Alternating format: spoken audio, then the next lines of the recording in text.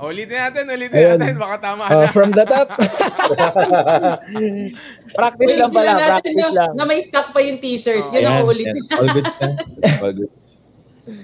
Anyway, yun nga, para for the benefit ng mga kaka-join lang, tsaka since kanina nagkaroon tayo ng technical difficulty. Ayun nga, so si Sir Mond Ortiz is joining the Flight Club tonight. So si Sir Mond Ortiz is one of the most notable na aviation content creators and aviation enthusiasts din. Wala kang makakausap sa aviation na hindi kilala si Sir Mond. And si Sir Mond, we happened to meet him on 2 occasions. The first one was accidental pa nga when we worked on the documentary ng first solo flight ni Sian Lim. So si Sir Mond was also there and we met him there. And then the second one was nung year-end recognition, year-end party and recognition ng Top Flight. So nakasama rin namin si Sir Mond doon. And that was such a fun night, Sir Mond, di ba? Siyempre, saya natin doon. Sobrang saya. Sobrang saya namin ni Sir Mon. Nagsasayaw na kami. Ang galing ngayon. Pero pa ako kumanta hindi ko na sasabihin sino. Pero yun mas masaya, Sir Mon. Yun kumanta. Kunahin na lang sino yung kumanta. Dito, like up, idea na lang pa. Kasi nga, ata, biglang nang agaw ng mic eh. Oo. Ayun nga, si Sir Babs hindi dito eh. Shot po. Si Sir Babs, kasama din natin nung gabing yun. Diba? Shot po. Raymond, magaling ka daw sumayaw, sabi ni Sir Babs. May mga nagko-comment kasi si Sir Mon eh. Sa Facebook. Sir, si Babs. Ano? Ayun. So, ayun, syempre, ang guest natin for tonight si Sir Mond. So Sir Mond, why don't you tell us more about yung history mo? Like before you were an aviation content creator, who was Mond Ortiz? Okay. Well, to be honest, I was I'd say a frustrated pilot finding his way in life until I came up, content creation came up, then I started creating content. But basically, mahilig na talaga sa aeroplano dati pa eh. Even during my first corporate jobs, na non-aviation related, hinahanap ko lagi aeroplano or kliyente na airline para makalapit lang sa aeroplano. And yun, I would admit that, I never gave up trying to find my passion in life. And I realized that my passion pala, what will bring me up is my first love, which is aviation. So here I am right now. I tried going through different jobs, careers. People are telling me, no, you do this. No, you do that. Parang nung una, sinusundan ko sila until it came to a point na ayoko na. Sundan ko na rin nasa puso ko. And that was aviation. And nagkataon that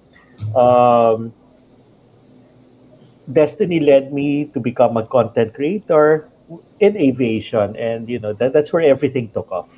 So, Sir Mond, ako may question ako. Nabanggit mo kasi yung love eh. Diba? Kailan mo yun? Kailan ka ba na in love? Sa aeroplano?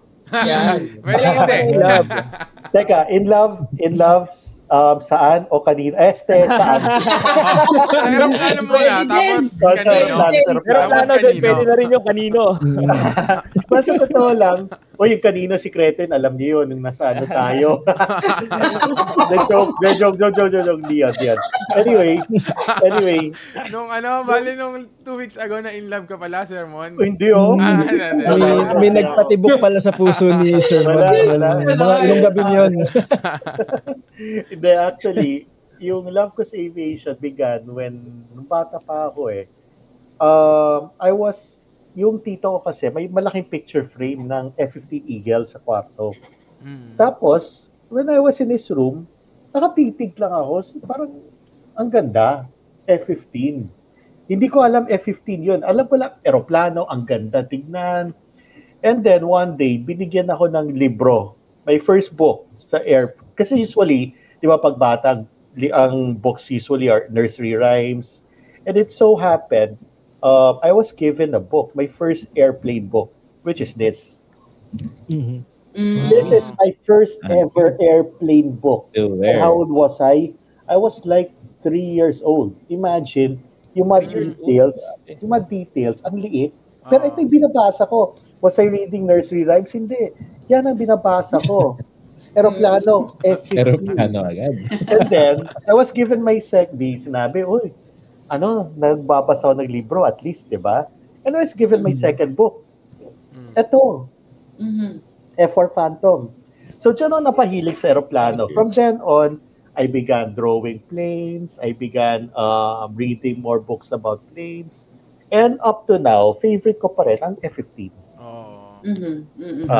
If you're gonna ask me my favorite plane, it's the F-15 because it got me into aviation. I mean, if without siguro that picture frame and without this book, I wouldn't be here right now talking to you guys. Din pala na book ang nursery rhyme ko. F-15. Kaya pagbintangan niya si McDonald Douglas. Talaga from such a young age pala talaga, Sir Mondo. Yes. I was a kid. As in, walang bukang bibig kung hindi aeroplano. Kahit sino, kahit tita ko tiyatanong ko, which is faster, F-15 or F-16? What? Hindi alam. Pero anong ginawa mong course, Sir Mon? Kinuha mo nung college? Okay. Nung una, I always said na gusto maging pilot. Siguro during my younger years, elementary, grade school, elementary, then high school, piloto. But syempre, I mean, it's not cheap to become a pilot, and financially wise, we weren't capable yet. So I was told na take a business course na lang para you can be flexible. So I took up entrepreneurial management in college, and then later on, parang inisip ko, maybe I'll just forget aviation. Maybe I'll just forget becoming a pilot. And I'll just forget aviation na lang. Maybe it's not for me talaga. So I went on different jobs. Like, my first job was in a call center. Then I got into a corporate sales job. And then sa corporate sales job then telco industry. To be exact, that's Eastern Telecom and Beltel. I noticed myself, pag pupunta ako sa mga kliyenteng airline or anything that's got to do with planes, I stay long in the offices. Nakipagkwentuhan ako sa mga tao doon about planes. Hindi tungkol sa telco, tungkol sa aeroplano.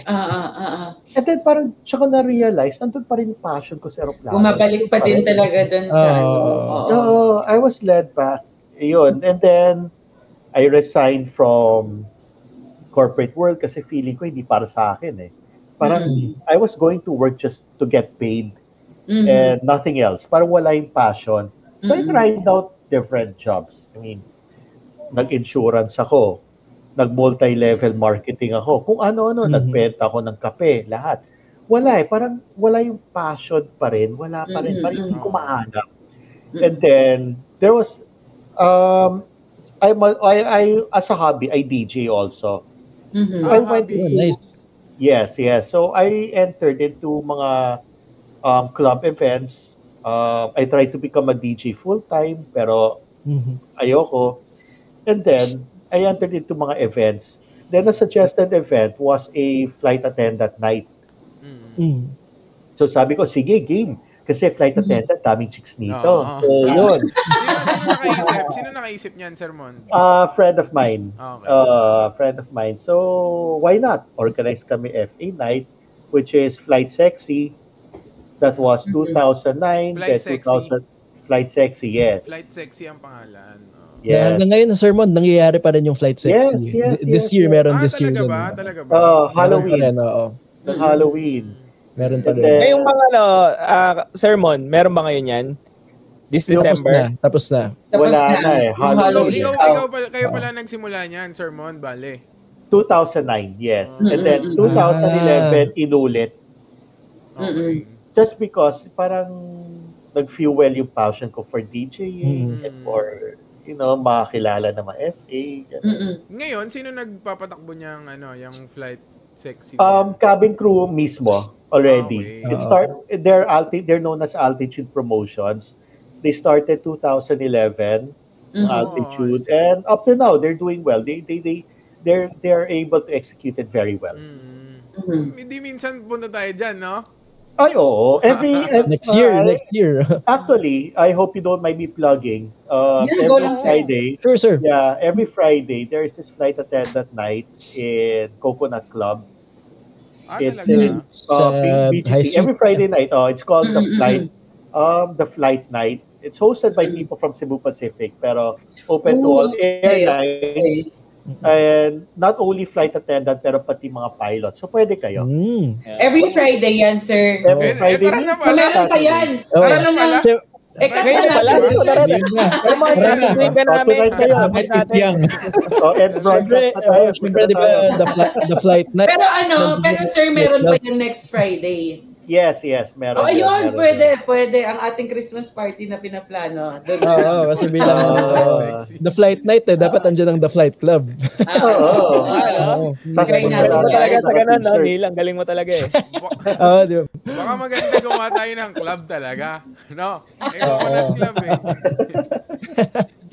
Tama, yun. So, and then what else happened? Then yun, from Flight Sexy, I went into organizing FA nights already. We placed up this company called Fly High Manila na, what do you call this? Panay FA nights.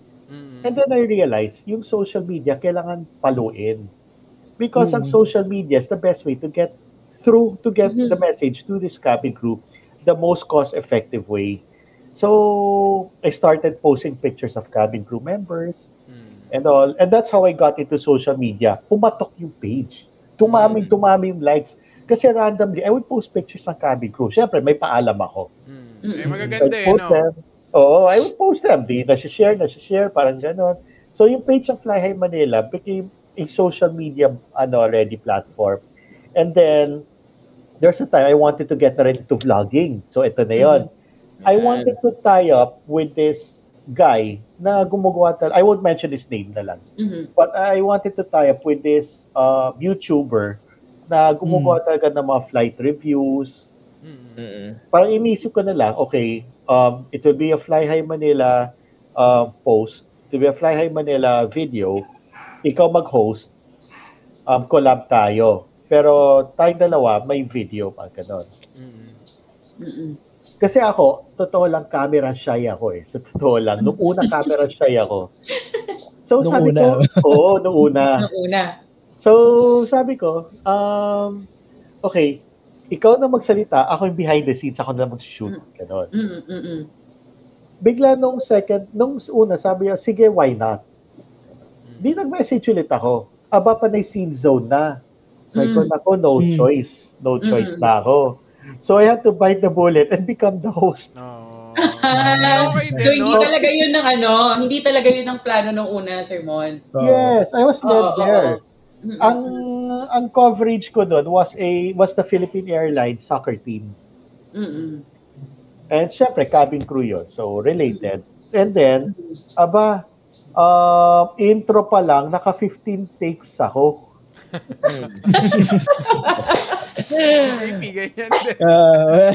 Relate kami dyan, sir, sa mga content namin. Takes. Yun. And then, after that, okay, mukhang tanga, but nevertheless, it's a start.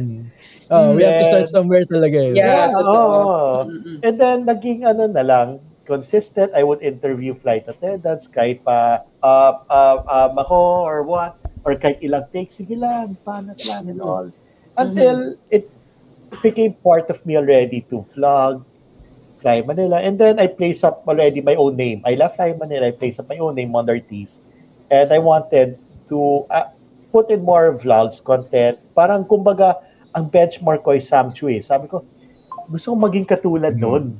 So syempre, I mean, we always have this benchmark that you want to always, follow. So as they say, yeah, Sam Chu is way up, but as they say nga, I mean, aim high until your goals scare you. So yun, I guess that scared me enough. And yun, this is what I'm doing right now. So yan ang story ko. Okay naman no? Anong year yan nagsimula, Sir Mon? Yang nung parang nag-Mon Ortiz ka na lang, parang independent. Anong year? That was 2022. 2022. Okay. 2022. After the pandemic, and when I left my High Manila. Tapos ngayon, Sir Mon, nasa ano ka pa rin? Yung sales ka pa rin ngayon? O... No. This is already... Yes. Being a content creator is already my full-time job. And to share you already, so far, this is the career that has given me the best income throughout my working career. The best income, the best perks, the best for fulfillment. Lalo na the best fulfillment. I mean, ang sarap ng feeling na ilala Maccabi Crew aspirants na lapit, Sir Mon, thank you sa like ko pinabasa ngayon, Maccabi Crew na ako, gano'n. Yun, and those things. Natutulungan no, Sir Mon? Yes. And pero Sir Mon, sige, sorry. Yun. And then also those people na parang takot sumakay ng eroplano, na realize nila na hindi pala nakakatakot ang turbulence, nawawala yung takot nila, those things. So, I kept going and going on. And, I mean, right now, sabi ko, this is where talaga I was destined to head out to. Yun. Pero sir, what was the turning point for you to decide na, okay, magpo-full-time na lang ako na aviation content creator? Kasi malaki din yung risk pagka meron ka na parang stable job na may stable income ka every month. And then, okay, na lang talaga ako aviation content creator. Wala Nung una kasi sabi ko, ilalaban ko to because I feel na if I had a side job, let's say I had a normal day job, not related to aviation, may masasacrifice It's either yung day job ko or So, mahati focus ko na lang. Yes. So, titisin ko na lang as a content creator, the first few years, walang kita and all, or minuscule lang kita. And then, pinagtsagaan ko until boom, biglang pumatok lahat. And that's where, parang financially rewarding. Sabi ko, parang this is 3, 4, 5 times the income I was making when I was working. Nice. Ganon. So, parang naging ko na. But of course, I mean, it's also about managing finances well. That's why putting up na a new media company. Kumbaga, ini-invest ko na kagad. That's nice. Media company. Yes, if you're I'm putting it up right now to be launched in 2025. It's called Wingview Aero Media. Okay. Pinag-uusapan natin nung year-end sa Top Flight, di ba? Yes. So, abangan niyo yun. That's gonna be 2025. It's parang simple flying, flight global, aerotime, ganun yung benchmark na niya. So, it's a full media company on aviation. I will still be Mon Ortiz. Kumbaga, nandito pa rin yung content creation ko and all as an individual. Then at the same time, to be working in collaboration with Wingview Aero Media. So, two independent yun. Okay. Pag na-launch na yun, sir, podcast tayo ulit, di ba? Para na-showcase natin. Yan. Para ma-promote. Yeah. Tas yun nga, di ba, sabi nga, sir, parang if you like what you do, kung yun yung fulfilling para sa'yo, it will not feel like work You'll never have to parang work a day in your life. So, kaya, okay, sir, na nakita mo yung fulfillment mo, 'di ba? Kasi yung that process, medyo trial and error siya talaga You want to try this and that, but hindi siya fulfilling. And yun, we're happy for you na nahanap mo yung fulfillment mo, sir. 'Di ba? So, since kasi we are always browsing through this website mo, monortiz.com. And by the way, so if you want to learn more about Sir Mon, visit nyo lang yung monortiz.com. And we've been doing that the past few days since syempre nag-research kami for this podcast. Yeah. And nakita namin talagang kitang-kita yung sinabi mo, sir, na yung ayaw mong mahati yung focus mo. So it's really apparent na focus ka on content creation kasi updated talaga yung... Oo, nakikita namin kasi talagang magkakasunod din talaga yung... kasi binasa din namin yung vlogs talagang... So binasa namin yung mga vlogs and all. Yes. Kami, sir, since you have been covering a wide range of topics, diba? Since you yourself isa kang aviation enthusiast, and then you also cover yung mga flight attendants, mga flight stewards. So, paano nyo, sir, napipili yung mga topics that you cover on your website and on your social media? Okay. In terms of yung sa I study saan pumapatok yung topics na yon. Like for flight attendants, pansin ko mas patok sa TikTok. So I throw most of them there. News and aviation updates. Basically, Facebook is general. So you have flight attendants, you have news updates, you have breaking aviation news, you have information. So yon. Yung Instagram is more on cabin crew, konti lang about planes, but more on cabin crew, and breaking news also, or yung mga biglang ano lang. So, but in terms of topics in aviation, I first of all look for the parang yung kailangan ilabas na information kagad.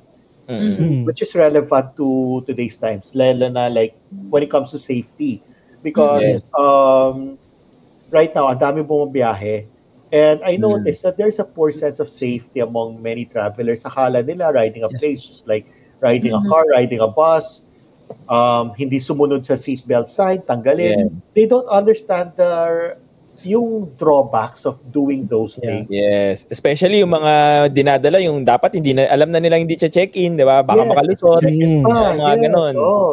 Yung hand carry, 'di ba? Yes, and also understanding bakit kailangan i-cancel ang flight pag may incident, 'di ba? Hindi nila naiintindihan yun. Madami nagagalit dyan pagka Tsaka yung sinisisi nila yung airlines kapag ka-delay. Hindi naman talaga kasalanan ng airlines yan. Lalo ng airport natin, 'di ba? Yes, lalo pag may weather. So I think that is more relevant right now, especially as travel continues to grow. We're looking at a 4.3% growth per year until 2035. So this means a lot of travelers, more airlines are bringing in more planes, and more people has to be educated about travel because it's about safety. Yeah. Okay, so magiging piloto na kami after 10 years. Piloto na kayo, di ba? Airline pilot.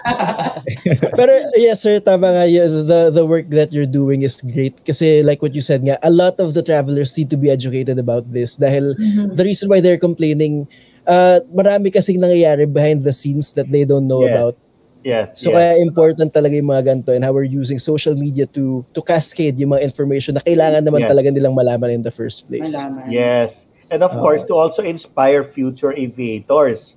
Because akala nila, let's say, let's go to the cabin crew. Akala nila, ang trabaho lang ng cabin crew is serve chicken, beef, safety demo, hello, goodbye.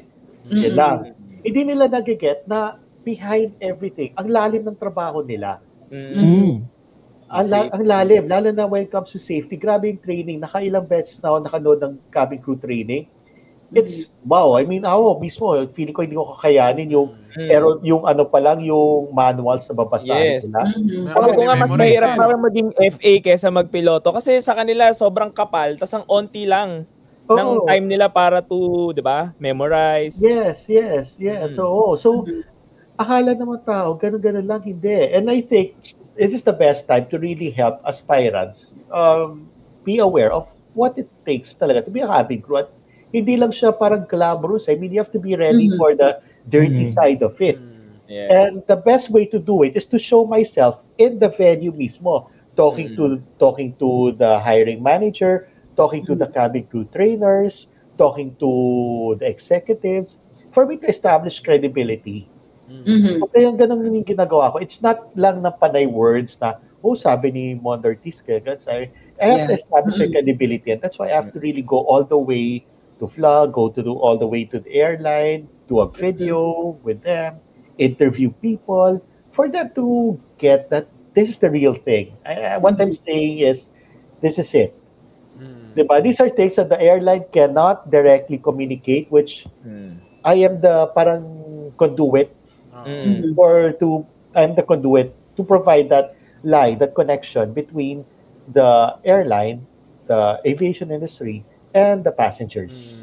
So, ganun na yung topic ngayon. Meron rin information, like of course, I also want to cater to sa inyo, mga pilots, mga AVGs. So, about basically stories about different planes. Bakit? This drives more passion sa aviation. I mean, Yes, totoo. It's not only about flying. It's all about loving the industry you guys are in. I mean, ako hindi ako piloto, pero mahal na mahal ko yung industry na to. I mean, whenever I see a plane, parang, my God, this is paradise, di ba? Yeah. Pero Para tayong bata no? Pag may mga aeroplano Titingin agad Diba? To-check agad sa flight radar, saan papunta yun? Sa compass, okay, 04, 06 degrees pa heading. So, diba, I mean, those are the things that I want to share not only to the passengers, but also to kayo, mga aviators, pilots, aspiring pilots, passengers, all. Anyone who wants to get information about anything that flies except insects and birds. Yun. Okay. Maganda nga. Parang ganun din naman yung sa amin, pero kasi kami naman, parang mas nagsisimula kami sa parang piloto na point of view. Maganda nga sa inyo actually because you are able to, lalo na sa sim, you're able to give aspiring pilots parang first-hand information about yung about flying, about the controls of the aircraft, how wind affects this, all those things. I mean, I know it's very technical. It's very technical, but you guys are there to communicate these technicalities in the most basic way to those who want to be in their footsteps in the future. So I think we're all doing a great job here. Yes. Kaya tayo outstanding media, Outstanding media partners. That's why we got outstanding media partners, right? Yes. Yun nga, di ba parang nakaka-reassure din naman kasi yung ginagawa natin sa content creation, it's more of fueled by passion talaga. Dahil wala naman din talagang kasiguraduhan kung ano yung babalik, ano yung balik nitong mga to. Nagulat nga ako. This is reassuring na nagulat nga ako, sabi ni Sir Mon, malaki daw kita dito eh. Parang wala pa naman. Wala pa naman. Na yung resignation letter ko. For the next question. Magkano yung kita? Joke lang. For the next question, paano ba kumita dito, Sir Mon? Paano po? Ask me how daw sabi ni Sir Mon. I-monetize lang yung Facebook, monetize YouTube, yun, monetize basically Facebook and YouTube. Yun. And don't break the rules. Yeah. Kasi sayang lang pinaghirapan nyo kung if you break the rules.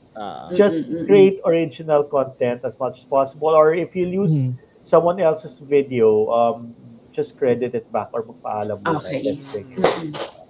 Copy on that, Sir Mon. Thank you, Sir Mon, sa tips. Siyempre, the Flight Club is kumbaga parang starting out pa lang din naman. Oo, kinakapa pa din namin yung way namin Ganun rin ako nagsimula dati. I mean, I was a nobody. Ayan, ang dami. Ayan, si Sir Mon, nag-guide na tayo.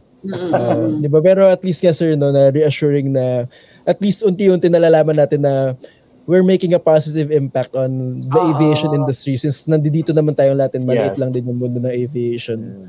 Yes, and you are starting at the right place. Yeah. Thank you. You're at the right place actually. You're not starting. You are at the right place. Sabi nga ni Sian, malayo pa, pero malayo na. Yes, I agree with that. Yung subtitle, ano sabi ng subtitle? Still a long way to... Sino lang gumagawa ng subtitles namin, Sir Mon. So, ayun sir, since obviously sir, di ba, maging mas matagal ka na dito sa aviation content creation than us. So, we would just like to know din, ano yung siguro masasabi mong pinaka-memorable na experience mo while creating content for aviation? Ako was when nag-discovery flight ako kasama si Sal, ng top flight. Kailan yan? Yung nagsubig to Iba kami. Kasi kailan yan? Anong year yan? Hindi. This year lang. This year lang. Okay. Kayo, Baler kayo, di ba? Baler yung Hindi. That was Iba. Nagsubig to Iba kami. Before kay Sian pa yun I think a month or 2 months before, yun. So, 172 rin to, sir? Well, you see, so C2172. Oh. C172. 2172. Yung kay Sal mismo, yung may leather. Personal. Kamusta sir ang iyong Kumusta experience? The best yun. That's mas na ano lang, no? Ano yan, Sir Mon? First time mo yun sa C172? Yes. Kasi the thing there was, sabi ko lang, sinakayaw ni Sal, Okay. though nasa manifest ako and sabi niya, okay, you will do a discovery flight. Kulat ako, what? Kasi I was trying to make a video about becoming a pilot, about the life of a student pilot. So, pinasakay na yung Sal aeroplano. Ang plano ko lang sana was to shoot yung some portions ni Sal na nagpapalipad. Yan pala, oh my God, I mean, sa gitna, pagka-take off, pagka-cruise, binigay sa akin yung controls and I was in the right seat. So yun. Then we flew the plane. He gave me the basis of flying. It's a good thing lang na may same experience ako. Yeah. So basically, kamay ko yung ng aeroplano, yung kamay ko yung instruments, yung I was looking out at the same time, talagang titignan ko instruments, scannings, am I going down or sabi niya follow the coastline. I think that is the most memorable for me. Hindi ko makalimutan yan Sa lahat naman, no, yung first time na pinag-discovery ka. Kasi pag naalala ko yung unang flight ko grabe din dream come true din, no? Sir, kasi ikaw na yung nag-sarap. Tsaka biglaan di ba hindi mo din ina-expect, sir, na isasama ka pala kasi mag-shoot ka lang dapat ba? Yeah, oo. So hindi ko alam na mangyayari yun. And I'm really thankful. I hope we don't mind me plugging again. I'm really thankful for Top Flight. Lalo kay Captain Sal for giving me this opportunity and for believing in us. Kaya tayo nagkaroon ng Outstanding Media Partner Award. Outstanding Media Partners. Nagulat din kami doon. Akala namin kakain lang kami lechon Di ba? Ako hindi. Akala namin, iinom lang. Kaya sinulit namin doon sa part na kakain at iinom. So, pero masulit yung inom. Masulit yung inom kay Neil. Tapos ngayon, balik tayo sa maliliit yung galaw ulit. Nung dinner time, puro ganun-ganun lang tayo. Ganun lang pa tayo.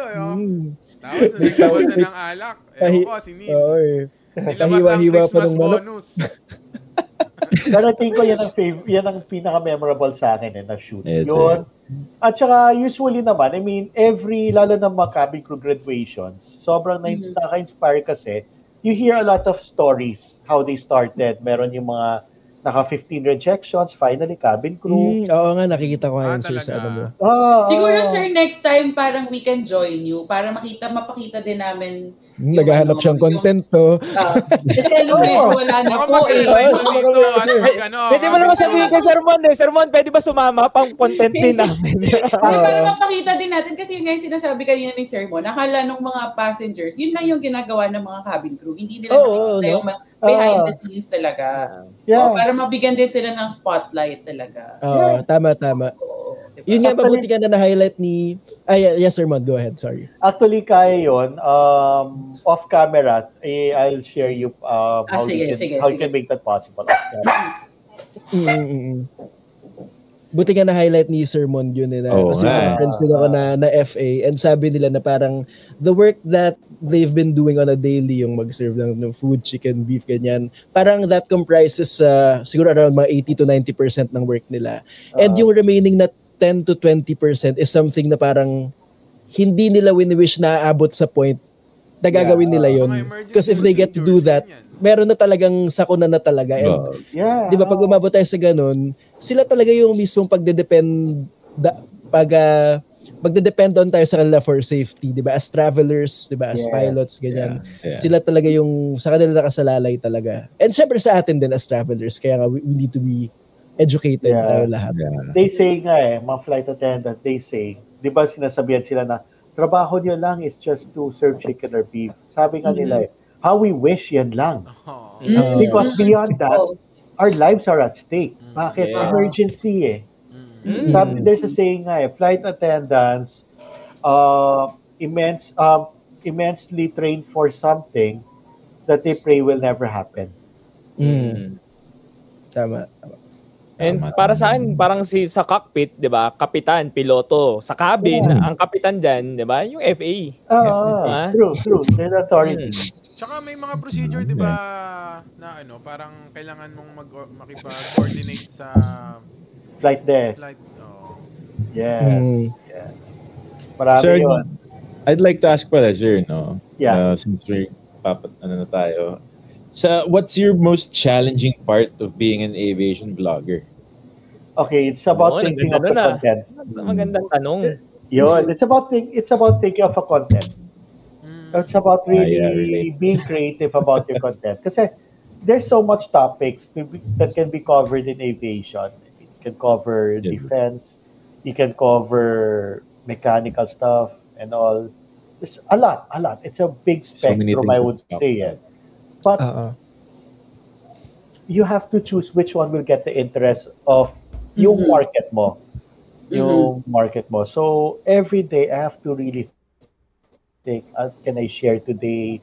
What can I talk about today? And you have to be unique, different ways. Kasi magsasawa sa yung tao So minsan may news ako. Okay. News kailangan niya nilabas. Minsan I post videos of fighter jets. Minsan I would post inspirational stuff about cabin crew. Okay. Yeah. I try to variate it depending on yung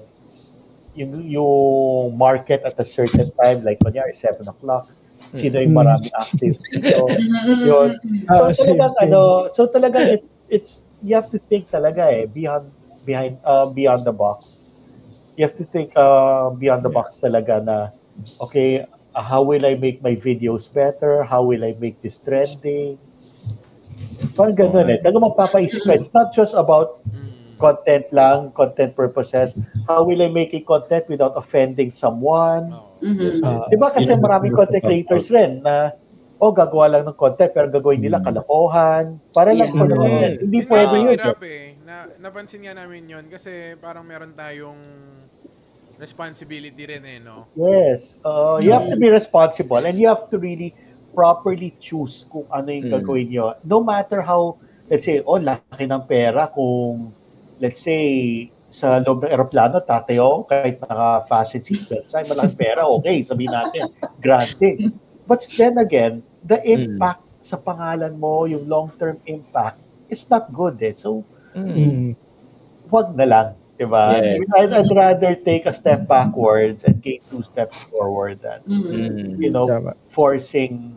forcing things na hindi mo pwede. So, you really have to choose. I think yan ang biggest challenge talaga. And being creative, being different. Yeah, so we strongly agree dyan, sir. Kasi di ba yung ginagawa natin as content creators, physically and mentally exhausting siya. Hindi lang yung sabihin natin na gagawa tayo ng shoot, hindi lang on that day itself, but the days leading to that when we have to come up with the concepts. Diba? And fulfilling siya, but yun nga, exhausting pa rin. And what also makes it hard is yung sinabi nyo nga na may responsibility kasi tayo. Since we're in a position to influence, so kailangan magamit natin yung platform natin talaga responsibly. No? Correct. Yung reach natin kailangan tama yung napapakalat natin kumbaga na influence on the industry. At hindi ka matatas fake news. Yung fake news. Dapat lahat ng information is tama, di ba? Sayang naman yung platform tapos gagamitin mo sa, di ba, mali.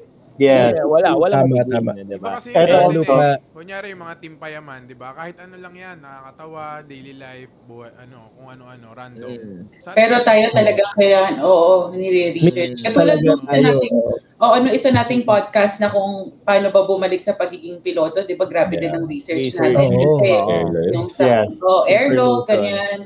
Hindi pwedeng basta-basta lang tayo magsalita. Ayan. Speaking of, di ba, marami tayo na influence. Ang tanong ko naman sa'yo, Sir Mond, sino ba yung pinaka-biggest influences or mentors mo sa aviation community? Well, marami Una-una barkada ko, si Captain O.C. De Gracia. He's a captain now for Vietjet. Siya yung tumutulong sa akin on the technicalities of flying. Siya yung parang, kumbaga, if I have any questions about flying, siya unang tinatanong ko. Of course, also in terms of success, si Captain Sal, kasi I saw him, how he grew his business. At the same time, I saw him how yung passion niya for aviation, yung from parts, place of flying school. Then in terms of sa content creation, so as what I said a while ago, naging benchmark ko si Sam Chui. Yeah. Kasi if you're gonna look at it, parang he's covering aviation as a whole. And yan ang gusto ko. I mean, I don't expect to be as big as him or bigger, but kumbaga yan ang benchmark ko. Do you also have a lot of influencers or those who really helped me, like say Captain Patrick Roa. I mean, we talk a lot about planes. Very technical guy when it comes to planes. Para next time, no? Baka pwede natin invite si Sir Cap Pat, no? Roa. Tama. Kasi maganda yung ano niya ngayon because he's a test pilot. I mean, that's something different. Oo. Iba yung buhay test pilot. Yun. And he flies. Kami pag English ata yun eh. English yun. Sige, wala pala ako noon. Kaya hindi namin ma-invite. Marami influences. Most of them are pilots actually. And then yung sa mga cabin crew, marami rin sa mga cabin crew. Actually, yung mga aspirants na who later on became cabin crew na follower, they would always tell me, Sir Mon, cabin crew ako ngayon, dati follower lang. Those things talaga influence in terms of pushing more and always going back to my purpose. Of course, this is not a job na parang it's always a sweet spot. No. We always have our ups and downs, and pag nandyan ka sa downside, you always have to go back. Bakit ka nagsimula? Bakit ka nandito? Yun. And that kept me going. So yun, pilots, and of course, yun, the whole industry mismo. Mostly talaga si Captain, I'd attribute it kay Captain O.C. De Gracia. Siya talaga. Okay. So, paano mo sila nakilala ka, Sir Mon, nung yung mga sinasabi mo? Si Cap O.C. kasi, ever since, si Cap O.C. kasi nagdi-DJ rin yun eh. Okay. And in one gig, nagkasama kami. And then, I found out he's a pilot. Then we started talking about planes. And that's where na-spark ulit yung interest ko sa aircraft. And yun, na Captain, the other pilots, I met them in, like sina Captain Paul Laksamana, mga yun. I met them in Uno Bistro, and the place to be in Salem Complex. Okay. So yun. Uno, ano daw yan eh. Talagang classic na bar yung Uno na yan eh. Yes. Aviation bar talaga yan eh. And then, also you have sila Captain Patroa, dito na lang sila. I mean, I met them when I was already a creator. Yun. Talaga si Captain OC. Yan talaga. So, Cap OC, yung pinapanood mo to, thank you, Amy. Yeah. Thank you for guiding me to where I am right now. Sir Mon, si Pawata, parang may gusto itanong eh. Parang hindi makabuelo si Sir. Sir Mon, since I know that you've been a very big influence rin sa aviation community, I wanted to ask you, sa kita mong progress ngayon ng ating aviation industry nga, with its progress now, what do you think are the most exciting developments that we should expect, or what's already happening right now? Sa tingin nyo, sir? Okay. The industry is set to grow. The whole travel demand set to grow 3% to 4% in the next few years. That would be until 2035, basically. Yeah. If you're going to look at the trend now, airlines are ordering huge number of planes. Cebu Pacific just ordered 150 planes. That's the biggest sign of how the industry is growing. Hopefully, and this is what we should be excited about, the Philippines becomes a transit hub from Asia to the US, or the Kangaroo route, which is Australia to Europe. So basically, we will be like Hong Kong. We will be like Singapore. travel hub. So, Yes, travel hub. I also read in one of the news is Air France already has Yes.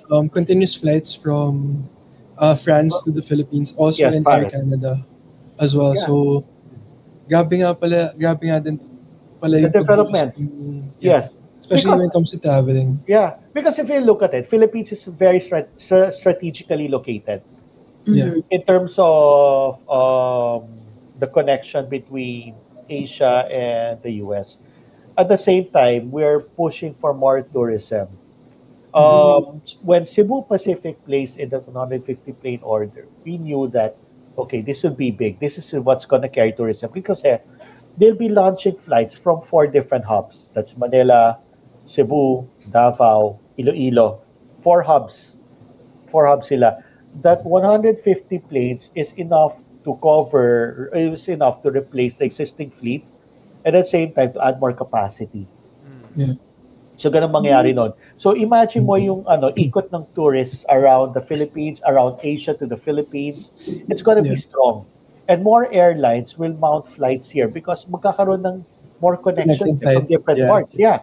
From Asia, let's say from Beijing or from Chiang Mai to, let's say, the US. People can take Cebu Pacific from Chiang Mai to Manila and take a PAL flight from Manila to the US. Seattle or San Francisco. So, airlines are taking advantage of this already.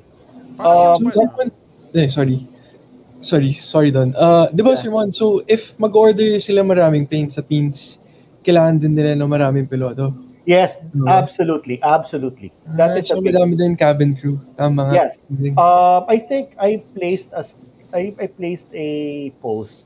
It's a study done by Airbus and Boeing that it's a study done by Boeing that the world will need, I think, 8. Correct me, I just forgot the numbers, but it's around 40,000 to 50,000 more pilots until The 2030. years. So, ang laki. Yeah. Ang laki ng demand. And right now, airlines are putting in more massive orders of planes.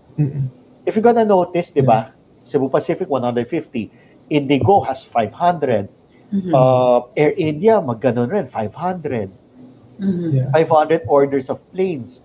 You have PAL din ata, di ba? 200.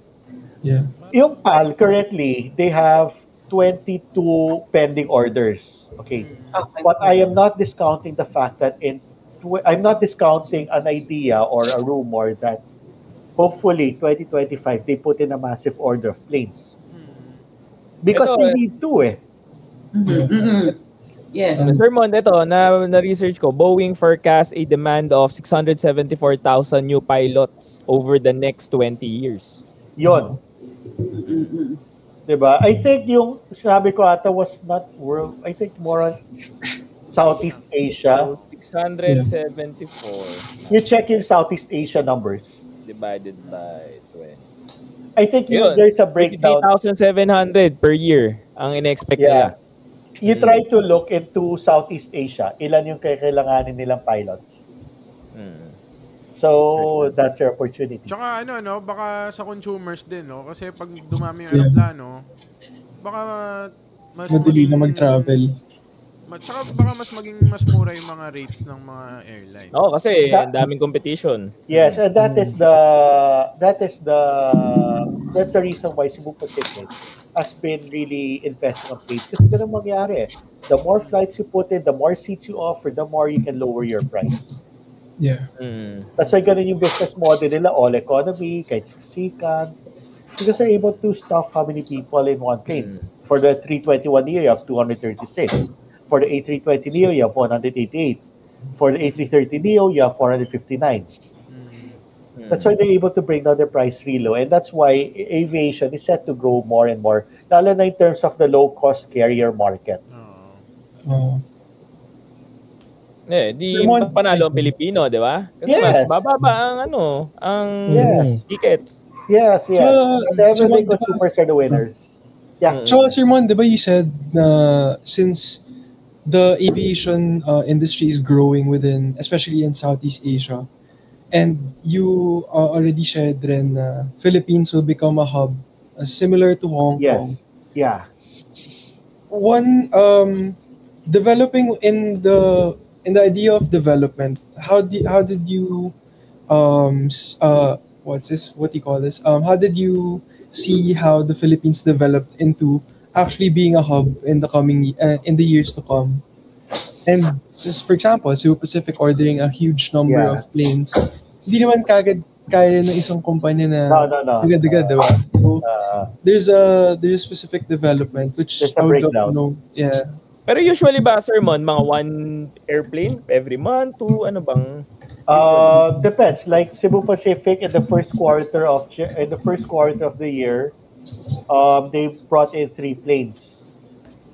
Second quarter, they have. Wait, I have the numbers here. I have the breakdown. This is for Cebu Pacific alone. I don't have the, but it depends talaga on the arrangement of the airline with the manufacturer. Wait, I have the numbers here. Okay, so where's that? Andala. Okay. Shoutout muna tayo. Team, Eto. shoutout ka muna. First quarter, they brought in 3 planes. Second quarter, they brought in 5 planes. Okay. Third quarter, they have brought in 4 planes. And fourth quarter, as of now, they have brought in 3 planes, but they're expecting 3 more to be delivered. So 23 this year alone. 18. Yeah. 18. 18, yes. Or, tama, 18 pala. 18 planes this year alone. So it really depends on how on the airlines arrangement with their manufacturer, with the lessors. Ang PAL when it was taking in the A350s, parang 2 a year. Yung, di ba, they had 6 A350-900s. They were taking them at an average of 2 a year. On top to, Sir Mon, hindi wala silang nire-retire. Sa sinabi mong yan, wala silang nire-retire. On top yung 18 itong year na to. Itong sa Cebu Pacific, alam ko ang re-retire nila were the A330-300s. I don't know ilan yung A320s ang retire because of the alam ko they were supposed to retire some planes already because their goal was to become an NEO of all NEO operator in 2027. The problem was the Pratt & Whitney issue came out. Ito yung nagkaroon ng engine contamination. Sa metal contamination, which can be dangerous engines, Pratt & Whitney gear turbofan engine, that they had to recall the engines. And this caused a grounding of many of their planes. And that is why they had to lease planes and they had to damp lease to Bulgaria airplanes. So it was a challenging year for them, but they knew what they knew what to do. I mean, bring in planes. That's the only way to solve it.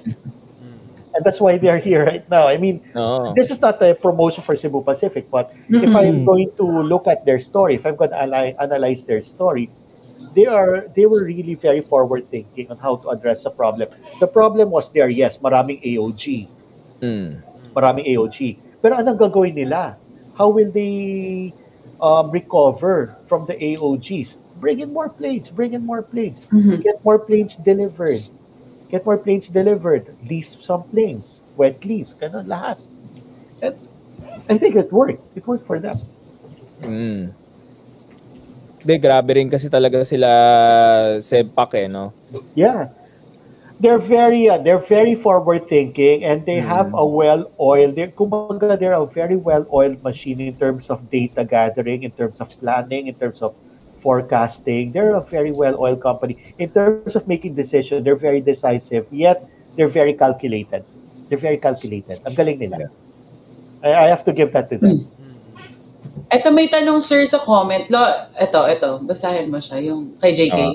Sige. Do you think it's possible that foreign carriers are eyeing to develop hubs in the Philippines for its strategic locations such as United Airlines? For now, tingin ko hindi. Kasi the focus right now is local airlines. We are very limited with slots, number one. Number two, when the new airport opens, when the new airport opened, Sa Bulacan to, no, Sir Mon? sa Bulacan, yes, Oo. sa Bulacan, priority will always be the local airlines pa rin. Mm-mm. So, parang like a hub like, I think, United Airlines sa Narita, ganun. And I think Narita and Manila, parang they're in too close proximity. Kumbaga dapat malayo yun eh. Kasi magkakaroon ng conflict between the flights, let's say Manila to San Francisco and those Narita to San Francisco, magkakaroon ng ano yun eh. Ano So, pala, it sir? has to be far apart. Ano pala nangyari doon, Sir Mon? Di ba parang nagkaroon ng issue yun sa Bulacan tsaka yung sa NAIA? Parang masyado daw malapit. Well, that's what actually, it's not NAIA eh. It's more on Bulacan and Clark. Bulacan and Clark. Yes, So, sila nagkaroon ng magkakalapit. Ano balita doon? Di ba parang na-hold ata ba yan? Parang nakita ko lang sa news dati. No, it's ongoing but it's delayed. Okay. Okay. Ang sabi lang nila is yung sand daw, yung reclaiming is the one that's causing the delay. But that's what the media said. I mean, I'm not in the position kasi to speak kung ano talaga nangyari. I mean, I hear news from this person, I hear news from that person. Parang may Basically, it's delayed. Oo. Meron nga dati na sabi, parang may tatanggalin. Either Clark or hindi itutuloy yung Bulacan. May mga ganong rumors, di ba, dati? Yan nga, but let's always remember that Clark has an airbase. And Clark serves Central Luzon. Pangalawa, we also have to remember that a lot of logistics hubs are in Clark. So they just cannot be removed. They absolutely cannot. Madami maapektuhan. Marami. And there's gonna be a lot of politics going on there. It's not gonna be removed. Malabo Clark. Clark will remain. Yan. Ito, may tanong pa. Ganda, Basahin mo na. Ang ganda ng tanong. Teka lang, hindi ko mabasa. Ayan. Sir Mond, PAL used to serve the kangaroo route and I think it was solely PAL for a certain time. What are your thoughts? Why it did not last that long? Okay. Yung kangaroo route kasi is basically Australia, Manila, Europe. Yan yun. Ang nangyari, before the pandemic, PAL was serving London, Manila-London flights. Well, they said load factor dropped.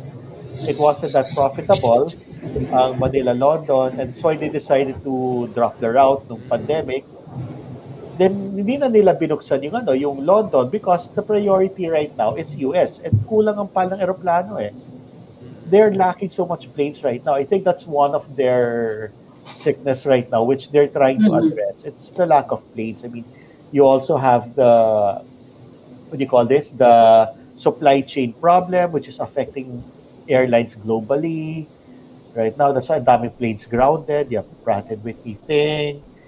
Basically, you have the parts problem that's still happening right now. So I think it's more of they would rather concentrate the planes on the profitable route, which is US. And that's why PAL had to drop Manila to London. But hopefully, we're all hoping that PAL will bring back the kangaroo route. Maybe not to London, but baka Manila to Milan or Manila to Paris. Right now, I mean, you have the kangaroo route that is via, but you need to take a Cebu Pacific or a PAL flight or a Qantas flight from Sydney to Manila and then fly Air France to Europe. But in terms of having one airline, wala eh. I mean, PAL would be the perfect airline to do it kasi they have flights right now to Sydney. So I hopefully when they get the A350-1000s and yun nga, sabi nga ni Captain Stan, they're hoping to bring back Europe. They're hoping to fly to Europe, like to Paris, to Rome, and I think that's Brussels ata yun yung isa. That will reignite the kangaroo route. So yeah, I mean, it can happen. There's a possibility pa rin. Di ba ang dami nating mga aviation updates na nakukuha kay Sir Mon. Ang galing nga pag may question talagang very detailed si Sir. Kailan kaya tayo magiging high-tech dun sa NAIA natin? Kasi nung last time, Sir Mon, pumunta ako sa Singapore, wala nang crew dun. Wala nang ground crew. How I wish, ganun yun. Diba? Well, let's hope San Miguel does their job. Balita ka ba dyan? Well, I hope San Miguel does their job because right now, ang airport na may ganun is Clark. Sa Clark, sobrang bilis nung huli kong lipad. Ang bilis lang talaga. Wala na rin halos. Yeah. Talaga? Never pa ako nakapunta sa Clark. Nung huli akong lumipad ng Hong Kong, doon kami nag-book. Sobrang bilis lang talaga. Yan maganda, Sir Mon. Feature natin yung mga airport. Gawa natin ng documentary. Exactly, kasi good thing you mentioned that because I'm supposed to call Lipad and tell them that I intend to feature Clark Airport. Yan. They gave me their calling card and they want me to feature Clark Airport and I think that would be a good time to. Ayan, maganda collab, diba? The flight Alikan na on the way. I can bring that up. When I meet up with Lipad. Para yung mga maganda rin paano ba nagsimula tong NAIA, diba? Kung yung Clark, paano ba to nabuo? Ano ba yung mga ups and downs na itong airport? Ito kasi ang daming issue dyan diba sa Clark? Actually, Clark is a very interesting airport because unang-una, it's a very high-tech airport. Yung check-in counters niya, yung online check-in niya, it's like Hong Kong, Chaplakok. Ang bag drop niya, hindi na kailangan ng tao. Parang scan mo lang yung boarding pass mo. Yes, your code, then just leave your bag, then siya na mag-ano doon. Ganon sa Clark. The technology is only in Clark pa rin. Cebu is also an interesting airport. Actually, I just hope I mean, this is what also I've been, the best way of decongesting Metro Manila now is to develop Clark and Cebu airports as main hubs, secondary, tertiary hubs in the Philippines. Sobra, ang laki ng tulong nun to decongest. I think also, going back to Cebu Pacific, that's their goal. I mean, it's not only to create a market for, let's say, Iloilo to Singapore, Iloilo to Hong Kong, but also to decongest. Like people from the Visayas region doesn't need to go to Metro Manila to get a flight to Singapore. Pwede na from Iloilo or Cebu. Right? Or from Central Luzon, mataga Lawag, di na kailangan punta Metro Manila para kumuha ng flight going to I mean, they can all fly from Clark. Clark is a very good airport. It's a very interesting airport. I think we should cover that. Man. Maganda rin, no? Kasi sa social media, may mga dyan, yung mga pasahero, ang dami reklamo. Parang chance din siguro kung may interview tayo dyan, no? Na bakit ba nangyari yung ganito sa airport, kunyari, sa NAIA, bakit ba nangyari? Para ma-educate din yung mga, mga flyers. Mga passengers, Mga travelers, mga passengers. Travelers. Parang hindi yan parang rookie mistake lang na kaya ganito nangyari. Tama. Maraming factors pa rin talaga. And, there are things that happen that we don't see yet. Akala lang natin ganun, pero hindi natin alam mas malalim pala yung problema. Yun nga, Sir Mon. And in relation dun sa nasabi ni Don, since we've been discussing all of these developments sa aviation industry and how it has evolved over time, di ba? Napakalayo na rin naman talaga ng narating from kahit siguro a few years ago. Hindi pa siya perfect. So, sa point of view nyo, Sir Mon naman, if you were to change one thing about the aviation industry, what would it be? The first thing I will do is I'll remove the politics happening inside. I mean, we all know what's happening inside. Yes. We all know what's happening. That's the first thing I'll remove, the politics. Because if you're going to remove that, everything else will develop well. We can become the next Hong Kong, another Singapore. Manila has a very strategic location. We are very strategically located. I mean, we can in fact launch. Manila would even be better in terms of tourism than Hong Kong because we have the islands, diba? Sa Philippines, we're an archipelago. Pero bakit tayo natatalo I mean, may politics happening inside. Sayang Ang ganda ng location. That's the first thing I'm gonna remove talaga. Pangalawa, it's to always be forward thinking. I mean, we cannot always rely on the past. We always have to think forward. We always have to look we have to embrace change and shift in technology. I mean, if you have to invest on more AI to make things more convenient for the passengers, for the airlines, for the flying public, and not only convenient but safer. Because again, safety, di ba? Laki ng bagay ng safety dito. Yeah. So yun, those things. I mean, ang laki ng bagay ng that we start from the very root cause of all the problems. I mean, we have to remove all the politicking inside the industry, and then from there we'll be able to take off. Because from there we'll be able to innovate. When we innovate, we'll be able to provide better services. When we provide better services, more people will start flying here. And that's where our tourism will grow, and that's where the industry will grow. Airlines will flourish. We will have more airlines opening. We will have more jobs. We will have more pilots. We'll have more cabin crew. And, we'll become a hub for aviation in Asia and the world. Diba? Sayang nandiyan yung opportunity. Nandiyan yung potential, I would say. Pero sir, ito may question ulit sa comments. Basahin ko lang din. What would happen to NAIA once Bulacan Airport opens? Does it remain open as a purely domestic airport only, or will it be closed permanently for commercial flights? Tanong,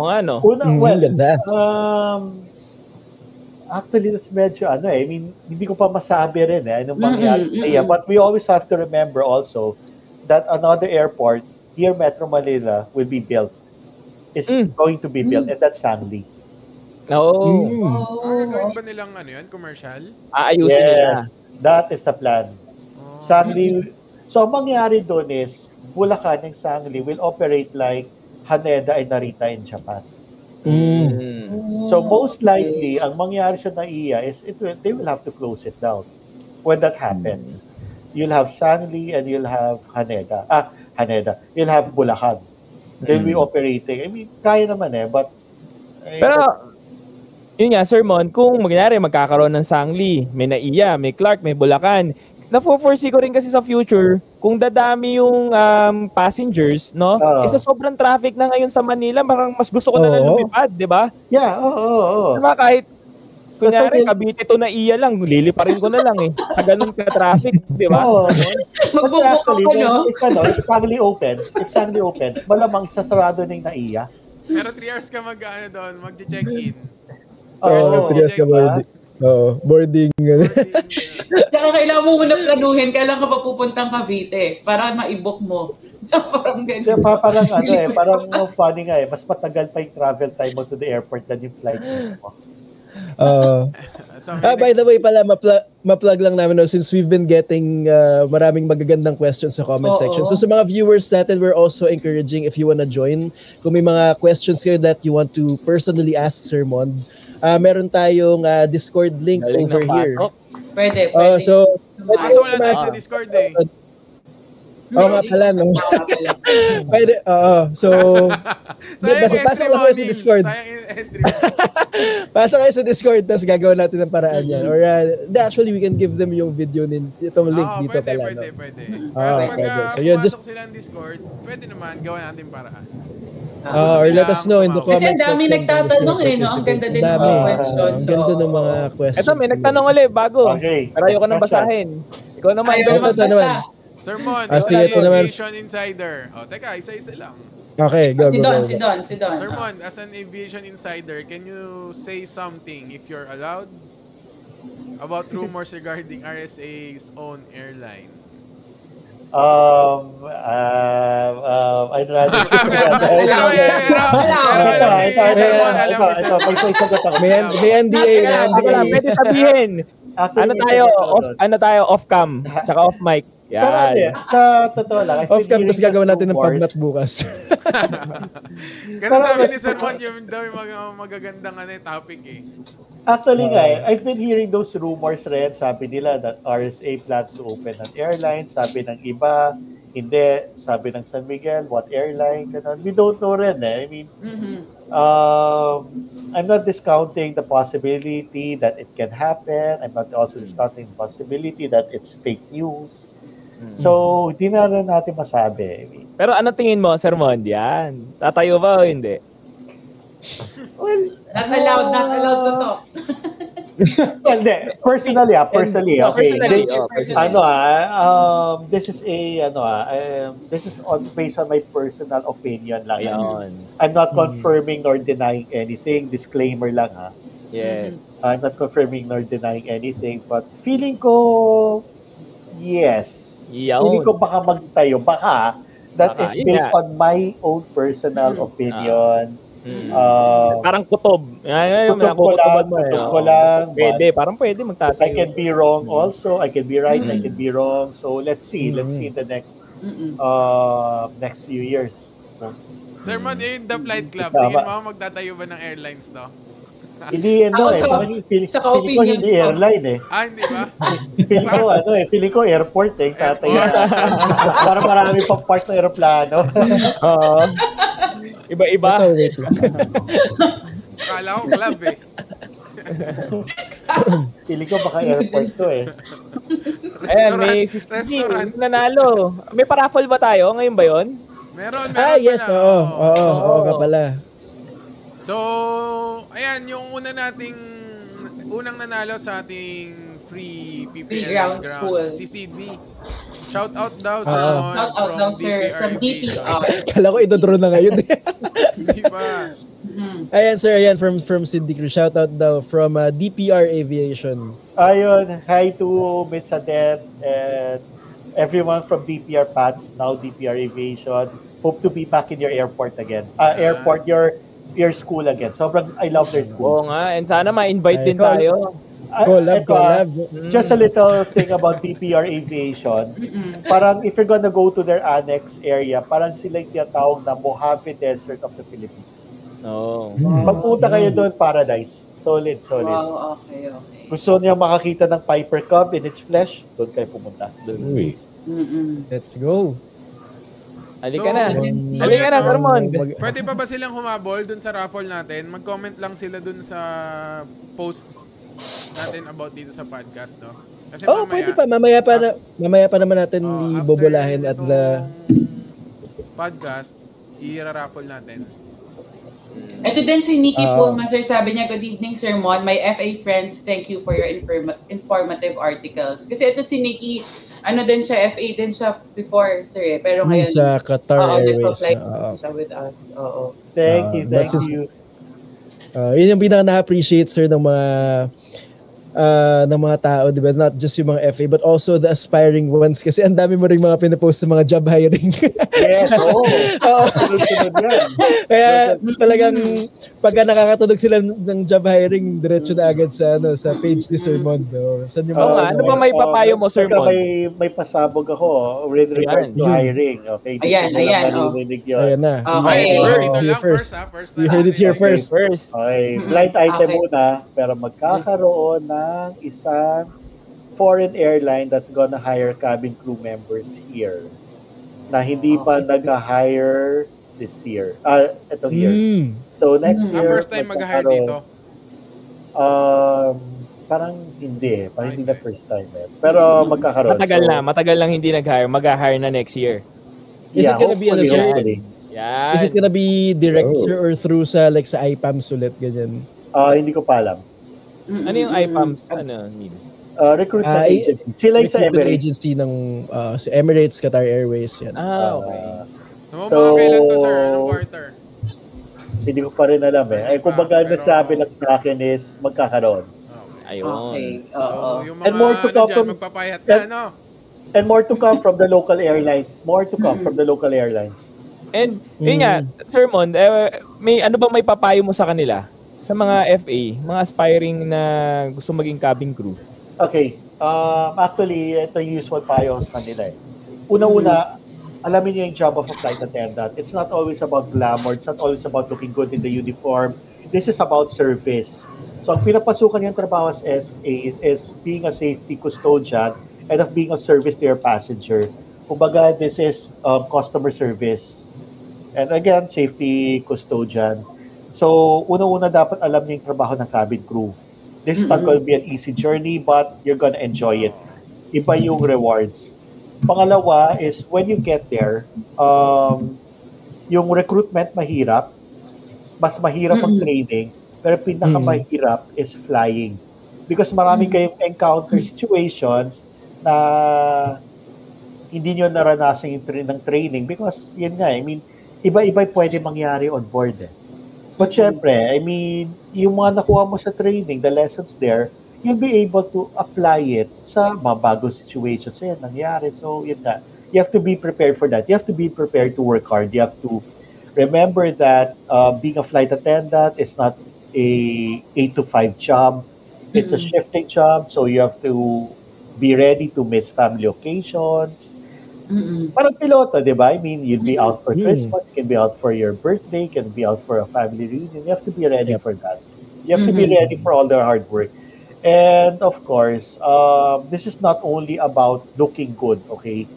Akala ng iba kasi na, palibasa maganda, pwede mag-FED eh. You must have the right attitude, you must have the right character, you must have the confidence. Kasi syempre, yung pasero, pagkakatiwala nila yung buhay nila sa iyo. I mean, if you don't look confident, baka sabihin nila na, nako, paano ko naman pagkakatiwalaan yan? Kung ikaw mismo mukha kang nagdududa, di ba? Parang sa madaling salita, parang beauty queen, di ba? Kailangan maganda, smart, confident. Actually, marami beauty queen na liligwak sa recruitment. Marami. Talaga ba? Okay. Marami pa rin because there's some na nagpapakita na ng attitude, maganda. Okay. Siya alam naman natin sa aviation, di ba talagang very important. Attitude is one of the most important things talaga.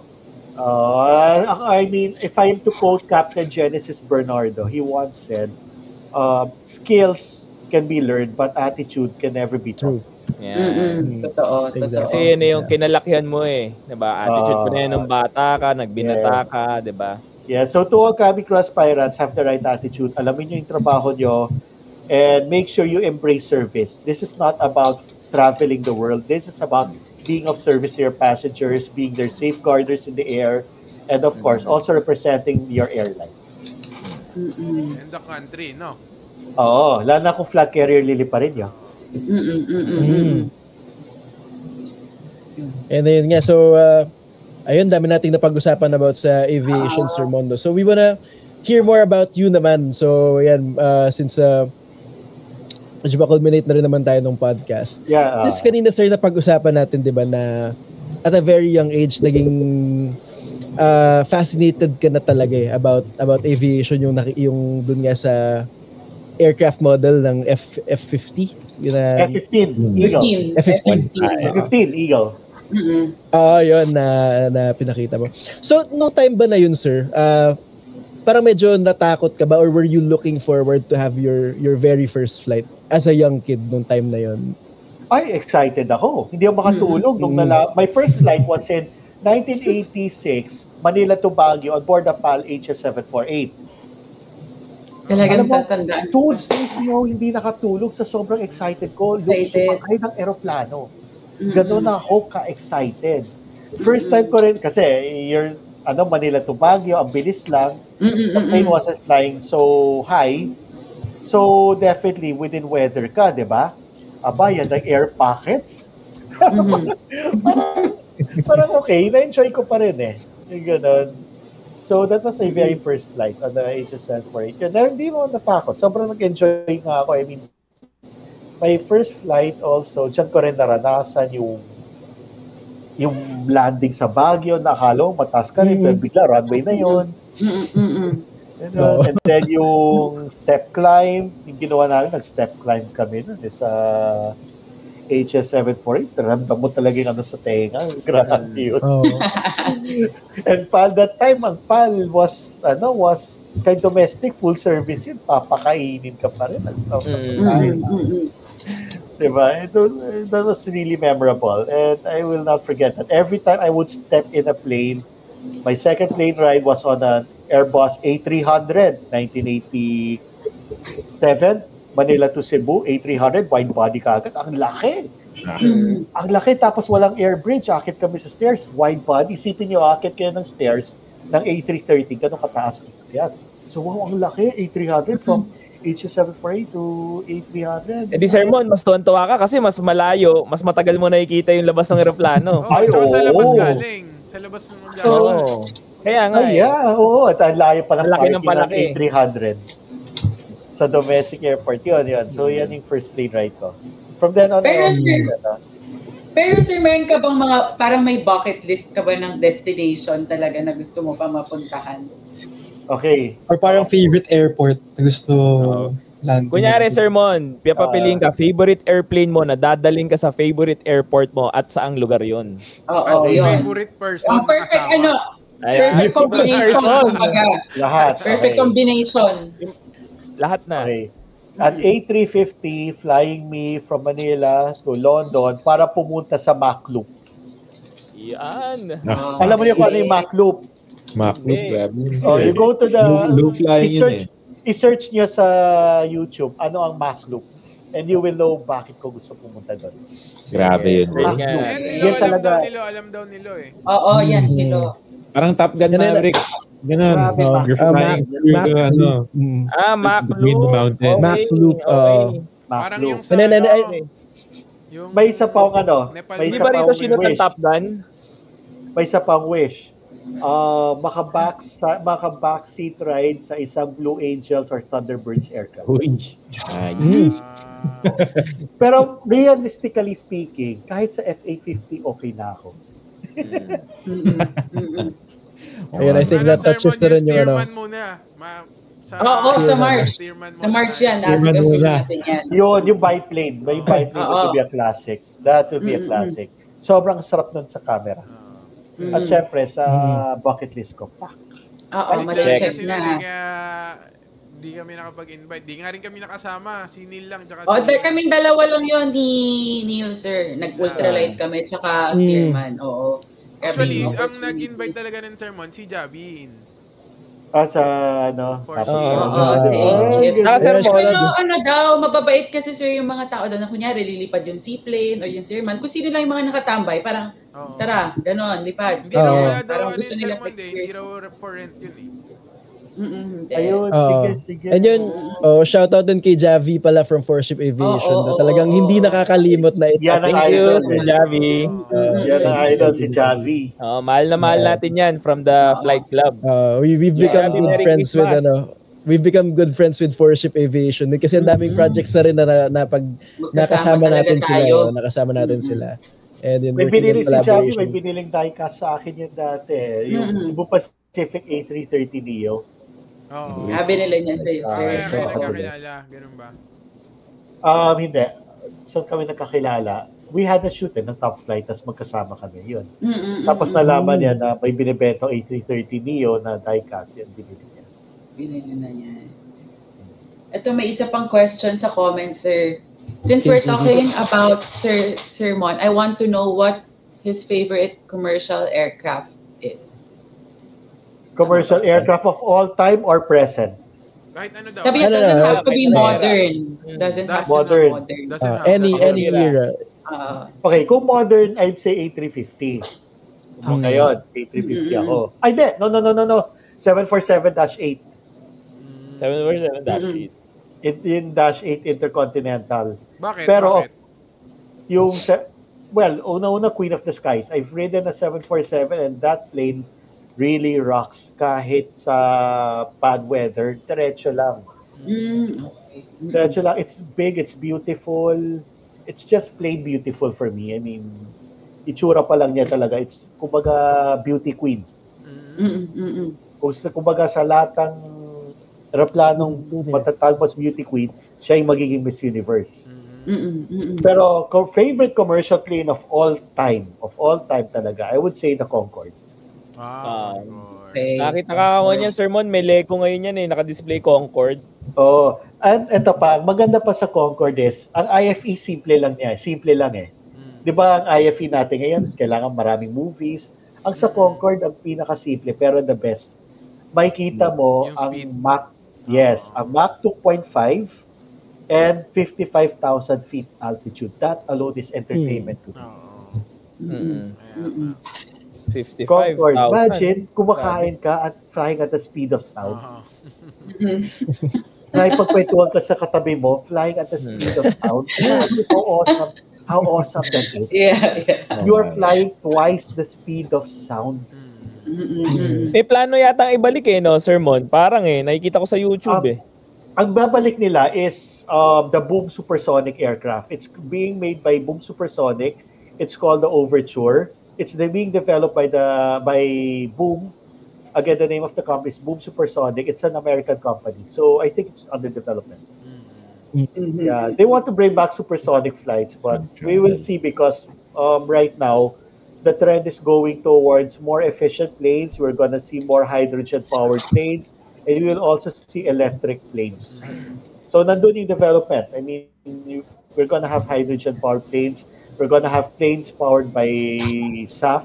So efficiency is now the name of the game. If that Overture can go supersonic, at the same time it can save a lot of fuel, it can be powered by SAF, then it will be a success. But then again, if you're gonna fly supersonic, you can only do it over the ocean. Kasi if you're gonna do it over land, yung sonic boom.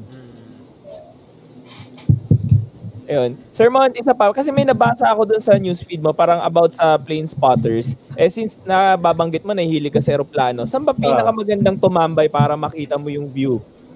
Diba? Okay. Ng mga nagla-landing take-off sa Meron Manila. kasi kaming nakikita dito sa yung Shell ba yun? Ayun, yung Shell. Seafoam Extension. Meron pa bang ibang... Iba pa talaga yung kumbaga kayo lang ang parang gusto namin pumunta Bilang balak namin, sir, mag-plane spotting next week Yung McDonald's Apple. McDonald's, yes. That is your second choice, pero iba pa rin sa Shell kasi elevated. McDonald's saan to, Sir Mon? Amvel, malapit sa Moonwalk Intersection, malapit sa runway 06. Doon para pakita natin yung mga pwede nilang puntahan for the plane spotting. Nasa may dulo ng runway 06 ang McDonald's. Yun nga lang. Di ba may group noon? Plane, ano yun? Plane PSG. Yes, kasama ko. PSG, kasama ko sila nung ito sa Cebu Pacific event. We were in one table. Okay. Maganda sana masama natin sila para mas maano yung group na dito tayo pupunta ganyan. If you're alam niyo mag-members kayo ng PPSG. And then mag-post lang kayo ng mga spotting nyo kahit mga gen. It doesn't matter what plane. Or as long as it's a plane, as long as it got wings, it got a tail, okay yun. Just post pictures of planes on PPSG. And make sure original photo nyo Wag yung ililift nyo sa common sa Wikimedia one. Wag. Make sure it's yours. Kung gagamitin mo, i-credit mo. Yes. But better yan, mas okay sa'yo. Original. Yes, sir. Mas okay sa'yo. Ayun, Sir Mon, bago tayo matapos, ano bang advice mo sa mga aspiring na content creators in aviation? Tulad namin, kami, nagsisimula. Ano bang tsaka sa mga gusto magsimula dyan kasi marami na rin nanonood sa atin na parang na-inspire mag-stream, mga simulator, gusto rin mag-video. Anong advice mo? Well, first of all, you have to be passionate about aviation. Dapat mahal mo yung industry na to. Because from then on, you'll know what to take, you'll know what to discuss, you'll know anong maging message mo. Mahanap mo yung passion mo. And at the same time, since aviation is a very safety-centered industry, where safety is paramount, you'll be able to help promote safety more among travelers. And at the same time, it gives more information to all people. So the first thing first is, find your passion. Dapat passionate ka dito. Hindi para sa pera, hindi para sumikat. Dapat, ako, sa totoo lang, I didn't expect that I'd get this much followers. Ang sa akin lang is, sige, labas natin yung message. Ilabas natin message. Kasi if I wanted followers, edi sana nagbayad ako. Nag-boost post ako. Hindi yun, nag-boost post. It was just all about passion. And this is where I am now. So, diba, find your passion. It all begins there. And then, pangalawa, work properly, work well with stakeholders, work well with the airlines, alagaan yung stakeholders, be a responsible content creator. Be a responsible one. Huwag yung basta't makagawa ng content kahit may masagasaan. Huwag yung kahit may masagasaan. Always remember na pag ganun na yung maging yung choice na pera or i-hold ko muna. Ganon. Always choose the better side. Wherein, mas magkakaroon ka pa ng, let's say, more partners sa airline, more partners with, like, kayo, and more partners rin like flying schools and stakeholders. Pangalagaan nyo yung pangalan nyo. And always remember, avoid fake news. Avoid chismis, ganon. Kahit chismis yun, you can be quoted. Yeah. So yun. Better to play talaga. Avoid fake news. Pero yun na, be passionate. Be passionate about aviation. It goes a long way.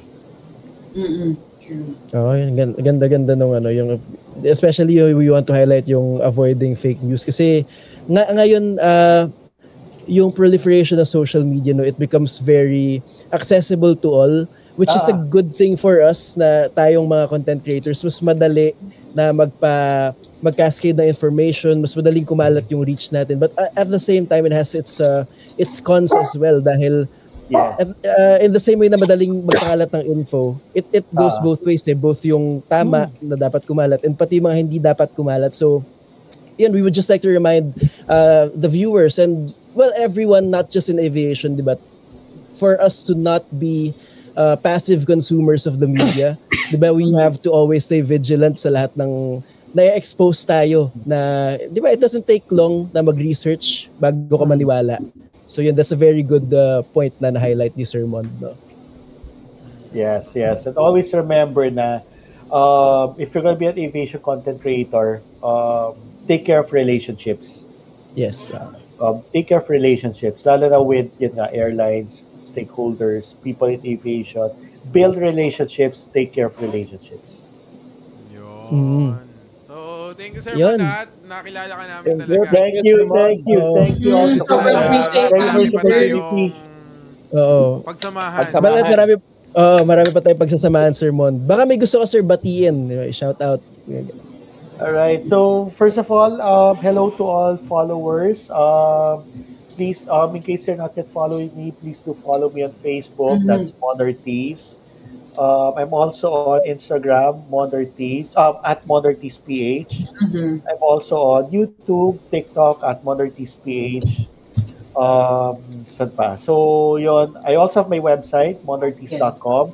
If you need more information on aviation, please do visit my website, watch my vlogs, watch our videos. As much as possible, I try to give you the real deal.